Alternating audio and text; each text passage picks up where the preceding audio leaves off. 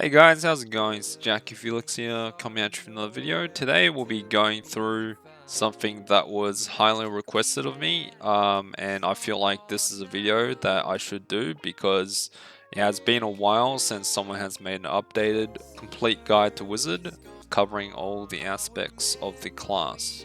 Now, since this will be a relatively long guide, I will be splitting this video into two parts. The first section going through kind of all the basics and stuff, covering topics such as, the pros and cons of Wizard, the gear progression from when you start the game to the full end game builds, and also what skills you should prioritize playing the class, especially when you have lower skill points, the various grind spots, and the recommended grind spot for the best experience, skill experience, as well as optimized silver per hour. Additionally, we'll just go over the basic super armor rotations for Wizard. And yeah, I think that'll be about it for this video. In the next video, in part 2, we'll cover over more advanced topics such as 1v1 matchups. You can go through animation cancels. We can go through some of the combos, and then we'll also go through really stuff like positioning, large scale, small scale, 1v1, stuff like that. But yeah, I hope all you guys are thinking about starting to play Wizard or thinking about re-rolling to Wizard find this guide useful, and if you have any additional questions, feel free to ask me when I'm streaming live on Twitch, and also if you want to join Discord, that's also a bonus resource there. But apart from that, let's get started off with the first topic, and yeah, I hope you guys enjoy. So just quickly, we'll go through the pros and cons of Wizard, and this should give you a good basic understanding of what Wizard excels at and what Wizard doesn't really excel at in BDO. So the first advantage of Wizard is that it is a decent large scale class. So due to its wide range of support and healing skills, combined with a bunch of utility skills that they can apply onto themselves as well as your allies. They also have a very strong engage with the double teleport and have multiple super armors with large areas of CC, which is stands out for crowd control. They also have one of the strongest large scale abilities in the game, which is called PA or Protected Area, and this ability gives you close to around about 1000 damage resistance, which makes you almost invincible to all forms of damage. Now, on the other side, Wizard isn't particularly strong in 1v1s or small scale PvP that much. This is because of the lack in mobility. Since after they blow their double teleport, which is an iframe, they're basically immobile for the next 5 or 6 seconds. And this leaves them very open to being grabbed or being caught out by another class. Now, there are ways to play around this lack of mobility, but we'll go through more of that in the second part of the video when we go through some of the 1v1 matchups for Wizard. Now, another advantage for Wizard is that they have one of the best super armor rotations in the game. All the super armors in Wizard's Awakening kit provide you with around about 40% damage reduction to all forms of damage. So this is incredibly powerful, and you are able to rotate super armors for a decent amount of time. Now, on the other side, Wizard doesn't have really any good frontal guard skills especially in the Awakening kit. Before Hellfire used to be frontal guard, but that was removed. It is now an unprotected skill, so the only frontal guard skill we have is Chilling Wave, and I wouldn't really call Chilling Wave a frontal guard skill because it is very unreliable, and a lot of times you notice when you're using Chilling Wave for grinding or PvP, you'll get CC'd out of the ability. A lot of times, especially if the skill you're being hit with has a large area effect with a CC attached to it. So basically, it's nowhere near as reliable as a Witch's Core roll, which I believe is one of the best front guards in the game. Now, another area I want to quickly go over is that Wizard is, a lot of people believe that Wizard is a very simple and brain dead class. while this is kind of true, the class is easy to learn, but also like if all your focus is on large scale and just rotating super armors, the class is very simple. However, the class also does have a high level mastery that a lot of people don't know about the intrinsic mechanics of Wizard, especially in 1v1 matchups, since every mistake you make on the class, you'll get punished for it twice or three times as hard compared to another class due to your lack in mobility. And Wizard has mechanics again, which I'll go through in the second part of this guide. Things such as mouse movements, lingering super armors, animation cancels, positioning, trading, all stuff like that. Now, in terms of Wizards scaling with gear, additional AP gear, is basically where the scaling up to soft cap, especially for awakening skills, the damage you do is very decent. But it's kind of after the point, once you go past 250, 260, 270, 280, even 290 AP, the scaling for your awakening skills, especially skills with attached flows to them, have relatively poor scaling, and you'll notice that there's not that much of a damage difference when you do get those AP upgrades, which is a little bit frustrating, but that is one of the sides of Wizard that you should be aware of before you play the class. You won't be doing anywhere close to as much DPS as other classes with similar gear levels as you. But yeah, another advantage Wizard has is they have a lot of ranged knockdowns. So knockdowns are one of the best CCs in the game. They last the longest, but also they're very easy to build resistances against. For example, if someone puts 2 RBF adamantines in their boots, it becomes very hard for the Wizard, especially in 1v1s, to land their combos, since most of the time you do require at least 1 or 2 knockdowns to secure the kill. And also they're a class that's relatively decent on horseback, especially in Node Wars and Sieges. So yeah, last thing, they're also a class that does well with an evasion build or a tanky DR build, so you can switch 1 or 2 of your AP accessories over to DP accessories or like evasion accessories and such as assistals, and you'll still retain majority of your damage and become extremely tanky as well. So let's go on to the next part of the guide, which is the gear progression. And what I recommend for newer players starting up with BDO and thinking about playing Wizard is just start off by getting a 2-piece heave set and 2-piece gruntle set in your armors. The reason for this is because the 2-piece heave gives you 250 hit points, and the 2-piece gruntle gives you 5 hidden AP, I believe. Yep, this is 5 hidden AP, and this is really strong stats for early game. And for accessories, if you have access as a new player to the direct accessories, they usually give them to new players as accessory set. You can just equip those. And for your main hand, you can either use a Uria or Rosa staff, and for your offhand, you can use a Steel Dagger.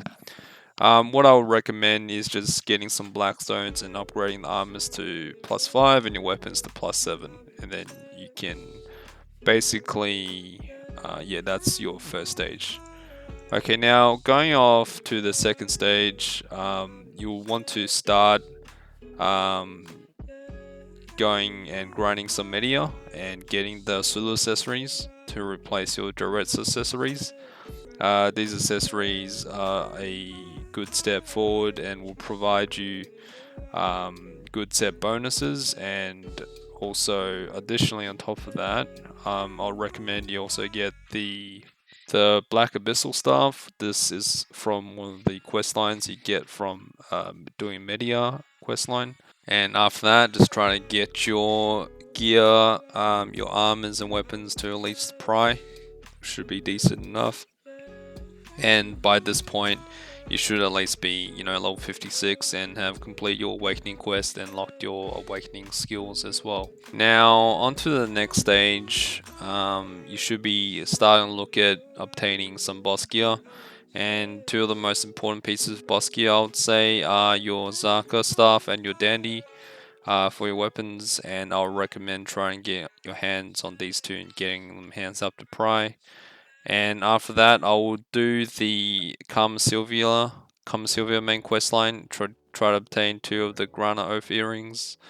And also, if you do the Valencia questline, one of the quests gives you a Ring of Power, which is 11 AP, I believe. Yeah, so it's 11 AP and 6 accuracy. And all these accessories so far are just free, so there's no reason you shouldn't get them. And you still have the 3-piece Asula set for the bonus hit points. And yeah, after that stage, you should look at obtaining boss armor for your character. And this is where you can kind of branch off into 2 sets. If you want to, I wouldn't recommend it though, where you can either go the DR build or the evasion build, and this is to kind of set you up for later down the progression path towards end game. And basically for the DR build, you want to go with a Griffin helmet, Dimtree, Ergon boots, and a Beg's gloves. And then for the evasion build, you would want to have Heave helmet, musk and shoes, Libra gloves, and a Dimtree. And at this point, you should also think about obtaining a Kudum dagger. This is mainly for grinding, since you shouldn't really be focusing too much on PvP when you're at this level of gear. And yeah, once you obtain all those boss gears, next step would be trying to get them at least to try, and use the fail stacks you have obtained from getting to try and save them later for possibly accessories, since that would most likely be the next level upgrade. And as you can see, of course, there's a difference between the DR and evasion build. So yeah, after that part, you should be aiming to get level 61 or 62. And why this is important is because it will help you gain access to the Kalqueesh ring at level 61 and the Kalqueesh earring at level 62. And these are basically soft cap AP earrings, and they are significantly cheaper to make these Kalqueeshs.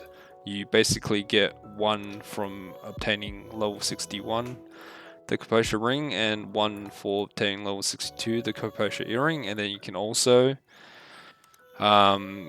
create another set of Kalqueeshs, and this is essentially half to 1/3 of the cost if compared to if you're going to buy a tri-crescent or tri-tongue rat earring. So I would highly recommend this, and you should also be focusing on obtaining replacing the rest of your Asula accessories. So for example, replacing your Asula necklace with a tri-ogre, and trying to replace your Asula belt with a tri-laden.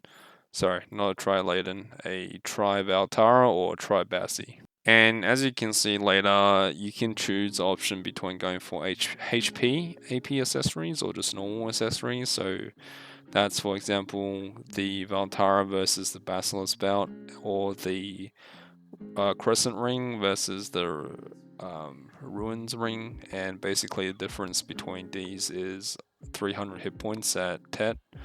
And that can be significant, but you also have to take into account the HP accessories are relatively more expensive, so yeah.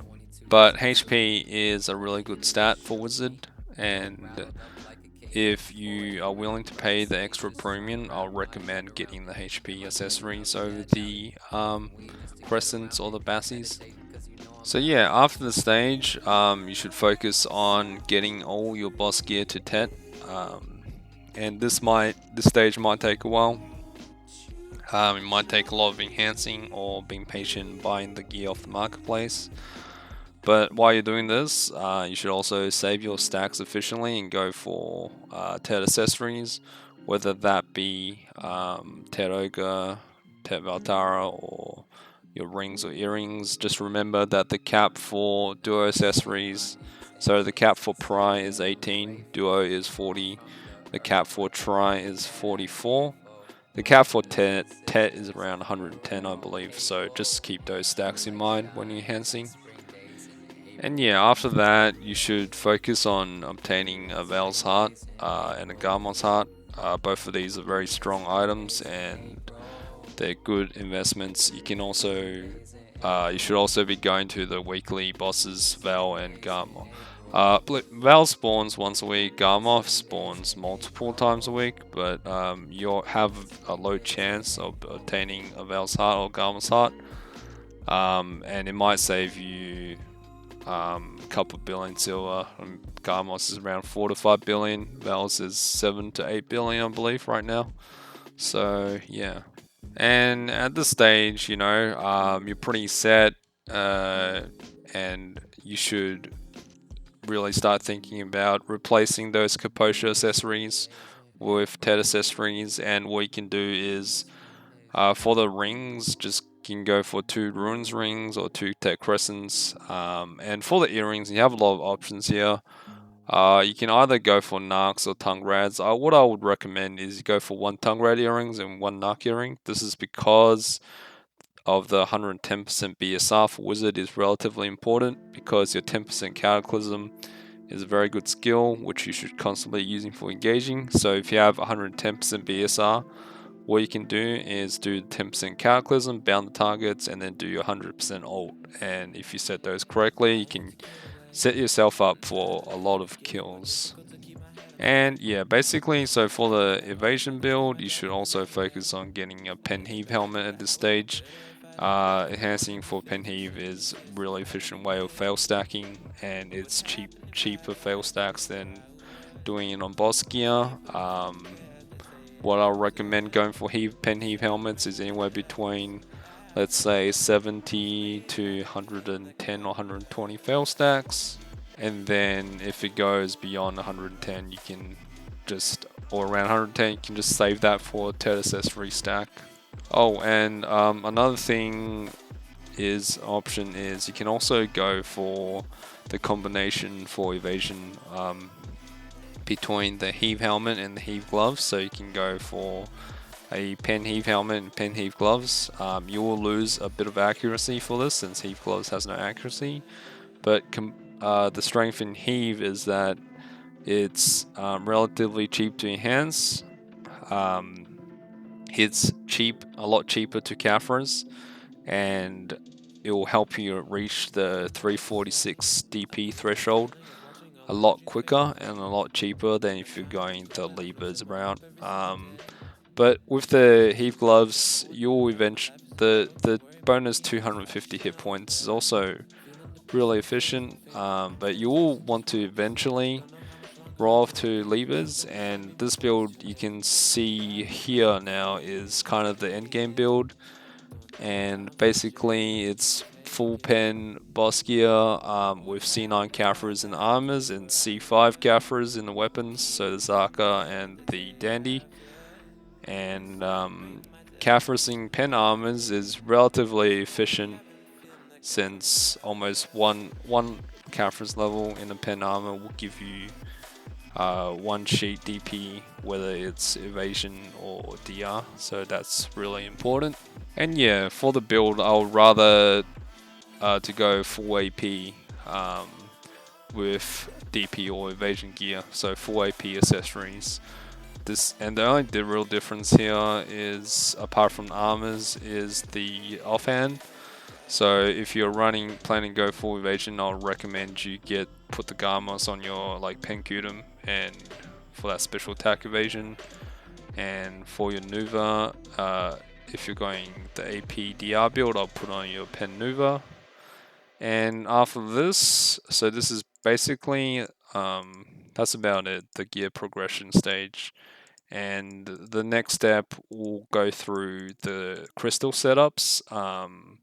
And this is relatively simple. There's only really 2 crystal setups I'll recommend for wizards in BDO, and we'll just go through them shortly here. So just quickly going over the crystals here, as you can see on the screen. So for your Mayhand, I would recommend you have 2 BMC precisions, and these are must have in your Mayhand because they provide you with not only bonus accuracy but bonus penetrations against resistance, and this is a very important stat. Now for the dagger, you can either run awakened spirit crystals or red spirit crystals. I would recommend awakened spirit crystals because I see the bonus 100 hit points as more valuable than doing a little bit of extra damage. For a helmet, I would put 2 hand Hoom crystals. In your Dimtree armor, I would put 2 special attack evasions, especially have a Garmos Heart. If you don't have a Garmos Heart on your side weapon, then you can put in Bon Kobe's in here. For your Beg's gloves, obviously you should have Jin Vipers in there, and for your Ergon shoes, you would have Hand Hoom crystals. So 2 Hand Hoom crystals in there to complete the 4 set. And after that, basically, if you switch over to your Kudum, if you use a Kudum for grinding, you would place in 2 corrupted magic crystals. So those are basically the new Dragon crit crystals, which are stronger than normal crit crystals, but you do lose a little bit of defense for them. And the other crystal setup is basically if you plan to go tanky evasion with the AP accessories. So for this, basically what would change is you would essentially have to move the 2 hand Hoom crystals in your heave helmet and move them over to your Kudum dagger. So you will be sacrificing some of your DPS in there, and instead of having hand Hooms in your helmet, you'll put 2 Jin half years, which give you the important stat there is the roughly 20 evasion on each of those crystals, and those 2 crystals will help to boost your hit evasion up quite significantly, and they're relatively important to staying tanky with evasion. So yeah, the next thing I want to talk about is the skill build and what skills you should prioritize getting first when you start playing Wizard, and I get this question asked a lot in stream and Discord. So let's go through that now. So basically, once you make a new wizard, even before you have awakening, some of the skills you should really prioritize are support skills, such as your heals and buffs, like skills like speed spell and mana shield. Teleport is a very important one to max out as soon as possible. And for your early game recommended DPS skills, I would highly recommend maxing out skills like Fireball Explosion, Residual Lightning, Lightning Chain, Meteor, Earthquake, and Swift Earthquake, which is the Rabam skill. And these skills will help you grind semi-efficiently in just your unawakened form. And on top of that, I would also recommend maxing out your passive skills, skills that give you bonus hit points and bonus cast speed and monster damage. Yeah, those are important. Now, once you get Awakening, the skills I would try to max out first is your Cataclysm and Water Sphere, and make sure you unlock the flows for those skills when you meet the level requirements. And you should also unlock your Grab and Retardano. Retardano is a really strong, powerful skill, both in large scale and 1v1s, since it applies a massive debuff to your opponent, making their cast speed, animation, movement speed extremely slow, and helps you set up for kills relatively easily. So this is an important skill to familiarize yourself with. And in addition to that, the only skill I wouldn't recommend maxing out first in your Awakening kit on Wizard is Chilling Wave. The skill you don't really need for grinding early on, and using it in large scale and even 1v1s will often get you CC'd, since the skill has a lot of holes in its front guard and it's not a reliable skill. So yeah, hopefully that helped you guys out. I'm not going to go through any like skill builds for like 1,000 skill points, 500 skill points, or 2,000 skill points, but essentially what I would say is you would want to at least have around about 1800 skill points to max out most of the important skills on Wizard, and the absolute skills do take up quite a bit of skill points. And if you want to feel like kind of have everything, you should be having anywhere between 2.2 to 2.4k skill points, I would say. And that's more so for 1v1s than anything, but for large scale, I would say anywhere between 1.7 to 1.8k skill points would be a reasonable amount to have, and you should have most of your core skills unlocked or maxed at that point. So next thing I just want to go through quickly is the add-ons, and for the add-ons I really refer to Lattice's guide in the Witch Wizard Discord on this one, and I believe these add-ons are the best setup to run for PvP and PvE, because they provide you with the greatest range of benefits, while also, you know, a lot of the add-ons for Wizard aren't really that good.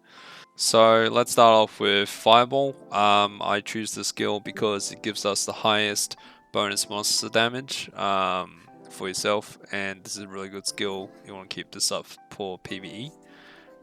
This buff lasts for 8 seconds, and it also provides you for casting speed plus 10%, and this is important when you're doing your Unawakened combos, that having that 10% extra cast speed is pretty huge. Next one for Earthquake. This skill provides you with a really nice accuracy modifier, with you gain plus 5 accuracy for 12 seconds, and I also have monster attack damage plus 20 for 8 seconds. But you can also choose to switch this over for a defensive buff as well. Next one is for multiple magic arrows. So this one is I get plus 20 monster attack damage for 8 seconds, and also PvP attack plus 5 for 5 seconds. This is good for, it's a good skill for PvE and PvP. Since this is a skill that you often use between your combos in in-game grown spots, and also 1v1s and large scale sometimes too. And now we move on to the Awakened skill tree of add-ons. So basically the first one there is Hellfire. This Hellfire is mainly for PvE, and also when you're comboing someone in a safe situation in mainly one-on-ones. The skill is unprotected. You used to have a front guard, but doesn't have that anymore, so be careful when you cast that skill. The skill Hellfire. The next skill, Aqua Gel Explosion, is really decent skill for PvE. So what I have on there is monster attack damage plus 20 and inflicting bleeding damage. You can swap out the bleeding damage for something else if you wish, but I just like to have that on there for the dot damage. Lastly, for Cataclysm, I have all defense plus 10 for 10 seconds and all evasion plus 5% for 10 seconds.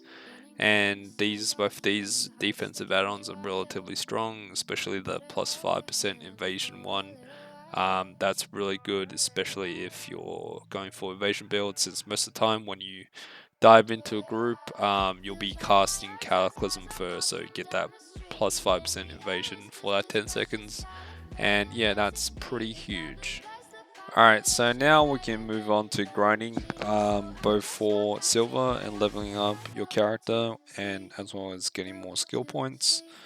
So what I would recommend for new players is to basically start off doing the main story quest line, all the way up to Dragon or Valencia. And this is important because it will provide you with a good introduction to the game, and you'll also be able to explore a lot of sections of the map.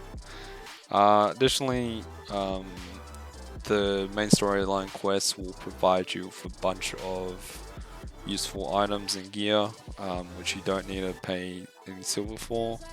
It will provide you with good amount of experience, both for your character level and skill points, I believe, as well.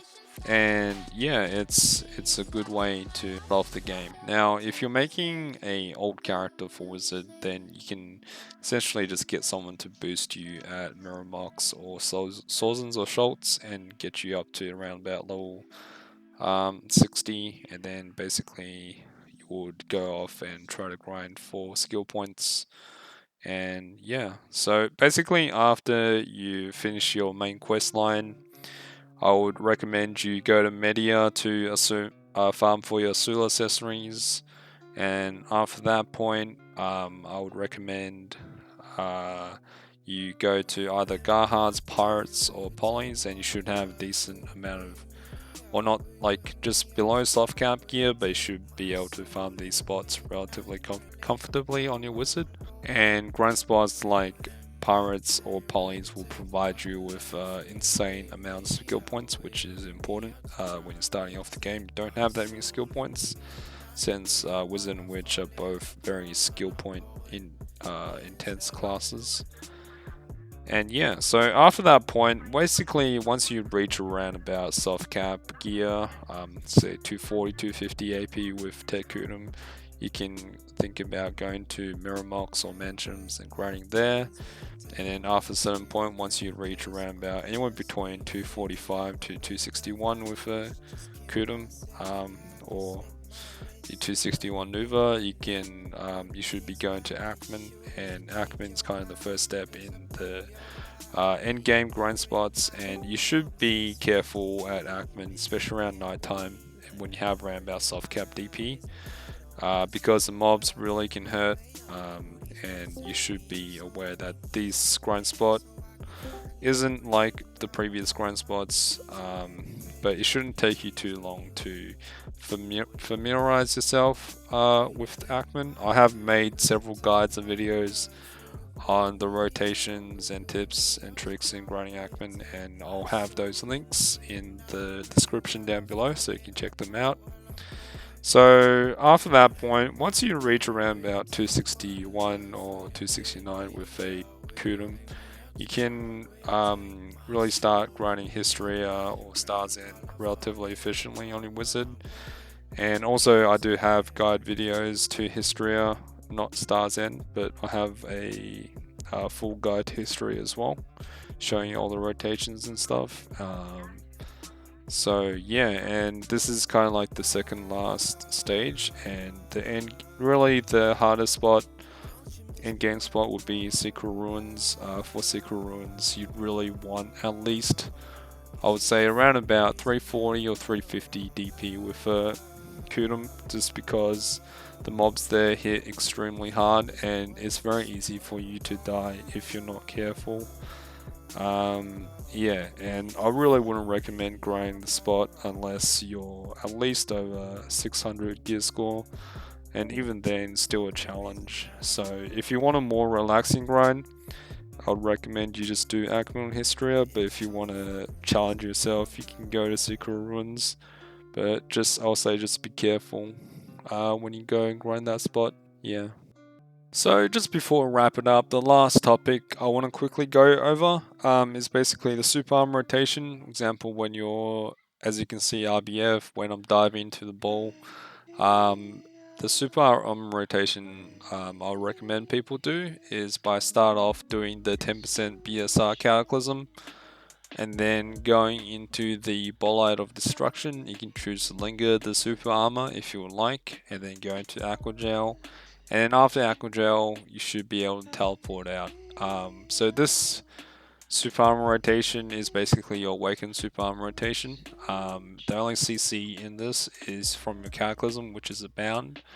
The other super armor rotation can do, which maximizes the amount of CCs you can inflict onto your opponents, is basically double teleporting in, doing your Cataclysm, and then switching over to your unawakened super armors. So that's basically you can do a frigid fog into an earthquake, and then yeah, you can teleport out. But basically, those are the two main super armor rotations. You can change the skills around. For example, if you double teleport in, you can choose to use Bolide first instead of Cataclysm.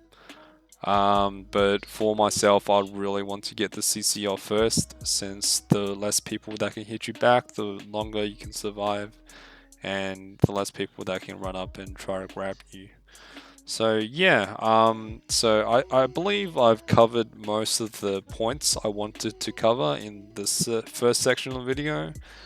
I know this is probably one of the longest videos I've ever made. I assume the next part 2 of this series might be as long as this, if not longer. I'll try to get a guest speaker in who has a lot more experience and knowledge regards to 1v1 matchups. But yeah, some of the things we'll be going through in the next part 2 video will be stuff like, you know, more mechanical, more advanced subjects. And I'll try my best to get that video done and released by next weekend, but I can't promise anything in this stage. These videos do take some time to make, and I hope that you guys learned something useful today. And if you're thinking about starting out playing Wizard, this is a good guide for you to watch and learn from. You know, if you guys have any feedback or suggestions, please go down in the comments below and let me know. Apart from that, a lot of links, useful resources I'll put in the description, so feel free to read the description. And I hope you guys enjoyed the video. I will see you guys next time. Have a lovely day.